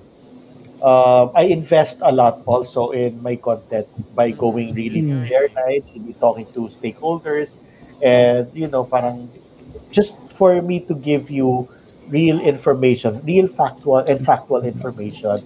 And yun, hello to all my followers. Thank you for the support, and please do keep supporting me. Hello also to my friends in aviation. Captain Sal Oglatco of Top Flight Academy. Yes, Captain Sal. Yes, shout out also to the airlines who I've worked with, Philippine Airlines, Cebu Pacific, AirAsia. Thank you for always giving me an opportunity to feature you guys and to work with you. Who else? Of course, international airlines like Emirates, Singapore Airlines. I've worked with them also in some projects, and shout out to you all. Thank you so much, and let's continue working together in this. Yes, and most especially, last but not least, thank you to the Flight Club for this opportunity. We have more projects to go. Kumbaga, sabi ni Sian, malayo na, pero malayo. Thank you. And thank you. Thank you din sa iyo, sir, kasi malaking honor sa amin na ang The Mond Ortiz ay nandito sa The Flight Club. Thank you, guys. Thank you. Okay. So till next time, Sir Mond. Looking forward to see you again soon, sir. Thank you, sir. Di ba tayo magpa-flight mamaya? Flight night? Next week yan, sir. Maga pa, alas 8 pa lang. Oo, no? Alas 8. Pero ma-traffic kayo, baka pagkarating mo doon, alas 4 na ng umaga. Next week siguro pang next week. Grabe traffic. I don't know. Set natin yan, Sir Mond, no? Yeah, let's set it. Anyway naman, every weekend naman yan eh. Pag kilala ko yung nag-organize nun, no problem yan. Na-try na rin naman natin, sir, na maging siguro magkasama natin sa gawa ganyan. ng Enjoy naman tayo. Pwede natin siguro gawa Na-try na natin maganyan eh. ng parang vlog, no? Hindi na bago eh. Oo, doon tayo sa flight night naman. Sige, try natin yan, Goes to the sir. flight night. Oh, yan. May title, may caption na. Yes. Naka-schedule na sa Meta Business Gawa Week. natin with Sir Ay, Juan Ortiz, gusto the nila yun. original flight Ay, sexy. sir, sorry. The Pero original flight yung sexy. yung flight night, kung win lang natin, magugustuhan nila yon kasi promotions rin yun sa Oo nga. kanila. Next week, karirin natin yan. May isa pang Friday. Pwede pa tayong sumugod. Teka lang, Agad-agad. Ina, di ba may ano Let's tayo sa schedule it, 20 let's yun, schedule it. Ina, 20. Meron? 20 yun. Wala. Let's December schedule. 20. Meron din. May lakad ka, di ba? Ako? Sabi mo kanina. Dito talaga tayo nag-usap ha. Fake news. Sabi niya may lakad siya. Hindi, di ba nga lalabas pa tayo next week na Christmas December party? 20 So, na nga. pwedeng doon na nga. Sige. Doon tayo magkwentuhan mamaya. Sige, sir. Alright, thank you so much. Thank you. Thank you, Sir Mon. Thank you, Sir Mon. Thank you, Sir Mon. And then, Thank you. enjoy the rest of your night, sir. Thank you, guys. Thank you, sir. Ortiz, the flight sexy. Enjoy the rest of your night, sir. Thank you for Thank you, that. sir. Thank you. Thank you, Sir Mon. Okay. Teka lang, magra-raffle pa tayo, di ba? And meron pa tayong i-raffle, na yung isa pang nanalo ng PPL Ground sponsorship sponsored by Precision Flight Controls Philippines.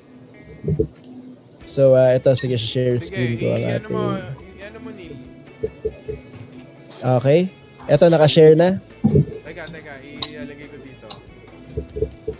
Bago mo i-bola, ilalagay ko muna dito.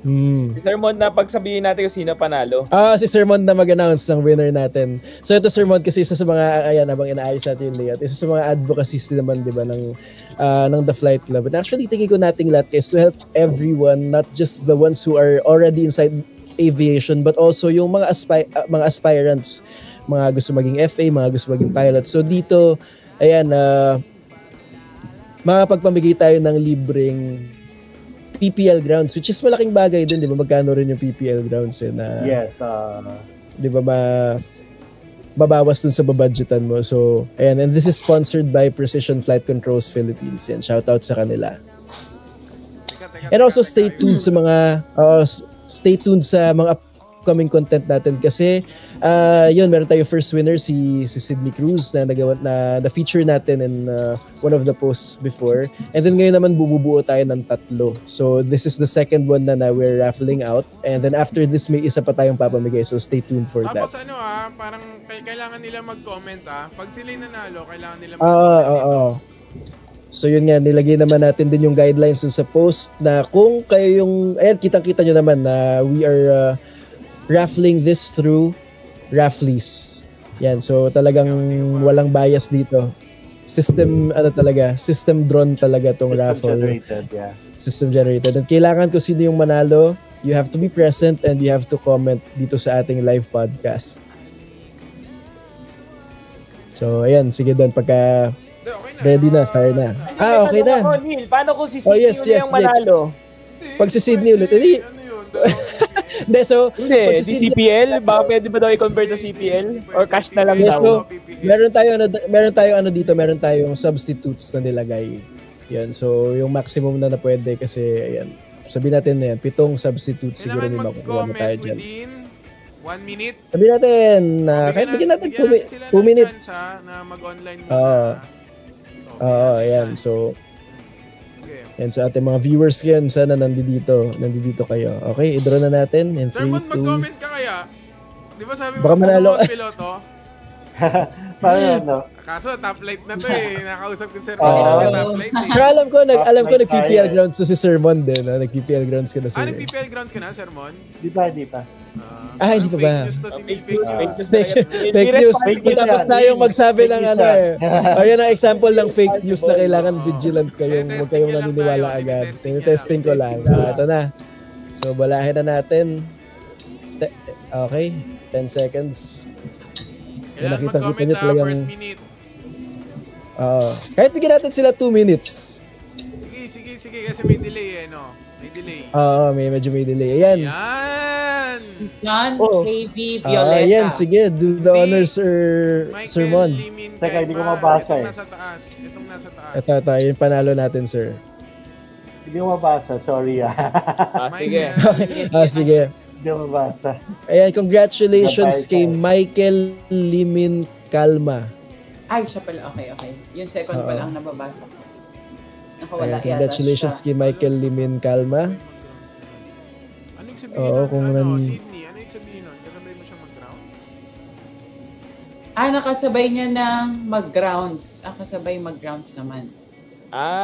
Hindi ko baka sure. sabay na sila grounds. Hindi ko sure. Ano yung Sydney? Pasok ka na nga lang dito. Pero hindi, baka sumali siya eh. Pwede natin sila siguro bigyan na lang hanggang tonight. Hindi, nag-text ko na yung sinabi ni Sydney kasi tinanong ko siya kung paano pag siya nananalo. Sabi, allows na kasabay na lang daw mag-grounds naman para pag may nanalo may kasabay siya. Okay. Pag to, umabot pa sa number 5. Ay, Sir Mod, ano po pala, baka if may gagawin pa po kayo, okay na, sir, kasi baka medyo magtagal-tagal pa dito sa pagdodrone nito. Pero kung game ka pa, sir, samahan mo lang kami dito. Dito ka lang, Sir Mod. Hindi natin sino yung mananalo. Actually, I have to kasi program some posts already. Okay, sige, sir. We won't keep you too long, sir. And thank you again, Sir Mod. Thank you, sir. Sir Mon, thank you. Chat tayo ulit. Yes. Thank you. Taka shot. Alright, bye everyone. Bye, sir. Bye, sir. See you, Sir Mod, and thank you ulit. Thanks. Okay, so baka pwede natin sila bigyan until tonight na lang. Kasi baka wala na talagang mga tao. Hindi, baka gusto nung iba dyan eh. Yung ibang, paano tonight? Baka gusto nung ibang nandyan sa substitute. Yun nga yung... Sabi ni Ina, huwag kayong matulog. Diba? Tonight. Hindi naman kami lagi natutulog. Next na tayo. Wala eh. Hindi nanonood eh. Sige. Ang next na winner natin ay si... Sino yan? John KV Violeta Frane? Sir John KV, congratulations. Ikaw ang nanalo ng PPL Grounds from Precision Flight Controls. Comment. At comment ka dito, sir. Sana nandito ka. Paano pagka wala sila lahat? Oo nga eh. Yun nga ang sinasabi ko, kaya sana hanggang tonight na lang. Kasi feeling ko, pwede yan. most dito wala na. Parapol natin ulit. Yun si Don na lang. Yun yung mechanics eh. Na kailangan nanonood sila. Yun din gusto ni Capjet eh. Yung mechanics. Yun din ni Capjet. Screenshot natin yan, tapos... Neil, ano ba yan? 3 tags ba yan? Ginawa mo dyan?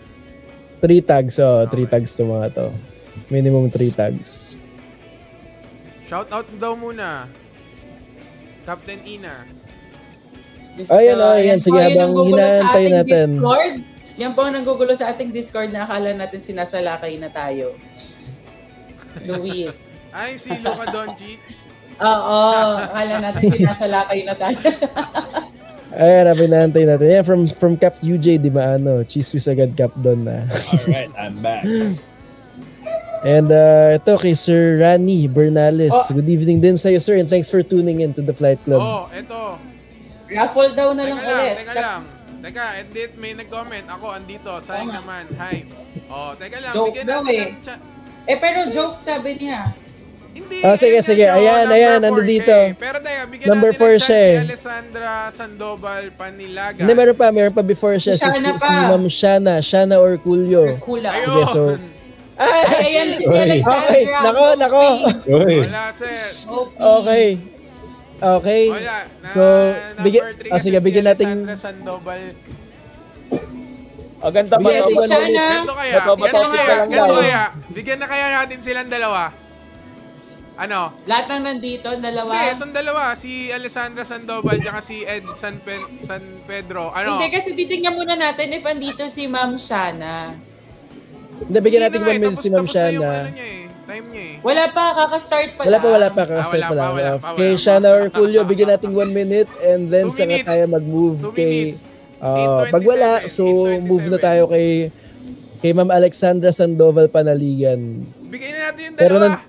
Paskong Pasko, Bigyan naman bigyan natin. natin yung dalawa. Oo, bigay na! Bigyan Bigay na, dalawa na! Hindi, Ayun.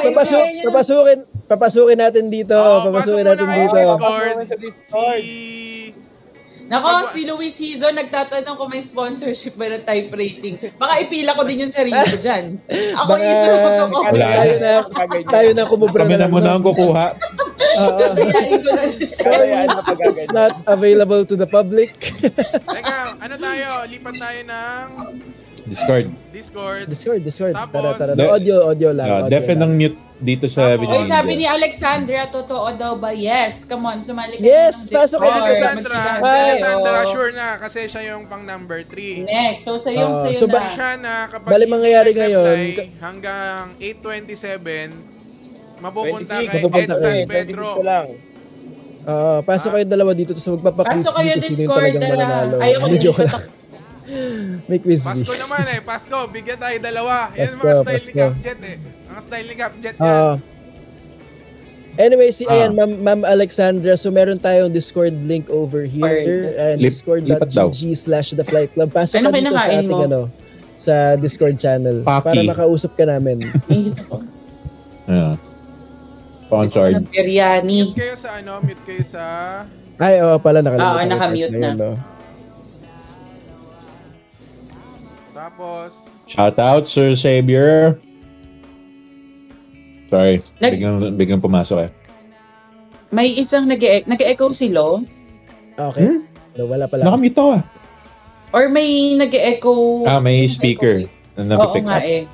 Hindi ko alam kung kanino. Okay, and I believe tapos sa 1 minute ni Ma'am Shana or Coolio. Yan! Parang tapos sa 1 minute. Ang nanalo, Dalawa. Si Alexandra Sandoval Panaligan at saka si Ed si San Mr. Pedro. Ed San Pedro. yan, dagkabigayan, Kan- dalawa. Ayan. Teka. Feel ko na Doon. ulit. Na magre-refresher na ulit next Malapit ka na mag-refresher. Pang-refresher. Sir Ignacio Emas. Sir, ang nagpa-raffle kami dun sa post. Doon, nagsasalita. Hindi ko rinig. Di ba ako rin? On the way. Eto, Sir Ed, sa Discord, meron tayong... Papa-shoutout Xavier Wilfred. Di ba ako Shout rin? out. Hello. JP, nasa Dinig. Discord audio na kami ha. Yan, pasok po kayo sa discord.gg@theflightclub. Naka-display din dito sa Ayan, ating rinig na ako, podcast. Dito sa... Rinig na. 5 Nag-e-echo si Don. Sa Or caller po, akin. sa caller channel. Pasok Caller channel. Yan, may caller channel tayo dyan. Ito yung link dito sa upper right ng ating podcast. discord.gg/theflightclub. Sir And, Sydney, pasok ka din. Kilala mo ba si nag-e-echo Ed si San, ano? si Sir Ed San Pedro? Ang channel daw, sabi. Sa caller. Caller. Yan Caller, ang nakikita. Sa caller. Si Sydney. Si Sydney ba at saka si Ed magkakilala? Mukha. Parang, Driving daw si Sir Sidney ngayon Driving. Okay. So we have Ma'am Alessandra on the line. Yo. Good evening, Ay, hello. Ma'am Alessandra. Ay, nawala. Oops. Lilipat ko. Yo. Nakamute lang. Lipat mo tayo, kaya mo tayo Skyflix. Okay, good evening, Ma'am Alessandra, and congratulations for winning PPL Ground sponsorship. Nakamute si ma'am. Nakamute. Ma'am Alessandra, nakamute ka lang, ma'am, currently. Naka-mute. Tsaka si Sir Ed. Baka on purpose. Hello. Ayun. Ayun! Hello, Hello! Hello, ma'am. Ano Congrats, naman? ma'am. Pakilala ka Congrats, naman. ma'am. I'm Alexandra Sandoval Panaligan po, currently a student po of Pilska Pub. Oh. OJT Ano yung po ako pub? next year. Fernando Urbase Campus po sa Lipa City. Sa Lipa. Okay. Ma'am, Okay, so- anong course mo pala, ma'am? BSAET po, Aviation Electronics Technology po. Talagang din, sa Ayup. aviation din. Aviation. Yan, balak ko din talaga ituloy na magpiloto. No? Dream mo rin talaga later on. Yes po. First choice po talaga is BS Air Transportation po sa Villamor. Kaso po ay masyado pong malayo. So, naglipa City lang po ako. Nako ma'am, mas malayo tong kay Precision. Pero yun, ang Precision Flight Nasa right age na po. Ano? Nasa right age na po. Nasa right age na po. Yeah. Kahit malayo. So pwede nang mag-live alone dito sa Metro Manila. No? Yan, Paranaque kasi Precision Flight Control. So, ayan, Ma'am Alexandra, baka may message ka sa Precision Flight Controls ang nag-sponsor ng PPL Grounds. So, dun ka rin sa kanila mag-PPL Grounds. Message ko po is super thank you po for this opportunity na sana magtuloy-tuloy po ang aking pag-aaral for flying school po. Pag-usapan na lang natin yung ma'am, yung mga scheduling sa off-air. Yung yes. mga budget.